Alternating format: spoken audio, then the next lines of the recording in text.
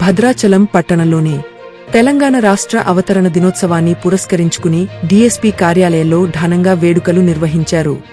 ముందుగా డీఎస్పీ అరుణ్ కుమార్ జాతీయ జెండాను ఆవిష్కరించి రాష్ట్ర ప్రజలకు శుభాకాంక్షలు తెలిపారు. తెలంగాణ రాష్ట్ర సాధన కోసం పోరాడిన అమరవీరుల త్యాగాలను స్మరించుకుంటూ ప్రజల భద్రత, శాంతిభద్రతల పరిరక్షణలో పోలీసు శాఖ ఎల్లప్పుడూ ముందుంటుందని ఆయన పేర్కొన్నారు. ఈ కార్యక్రమంలో సీఐ నాగరాజు, ఏఎస్ఐలు, పోలీస్ సిబ్బంది పాల్గొన్నారు.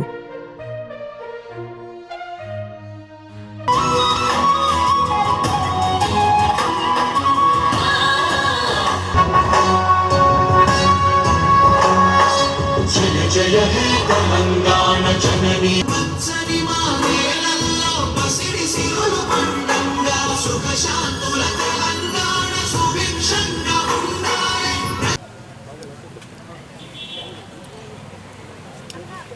భద్రాచలం పట్టణ ప్రజలకు మరియు భద్రాచలం సబ్ డివిజన్లోని అందరి అధికారులకు, ప్రజలకు తెలంగాణ ఆవిర్భావ దినోత్సవ శుభాకాంక్షలు.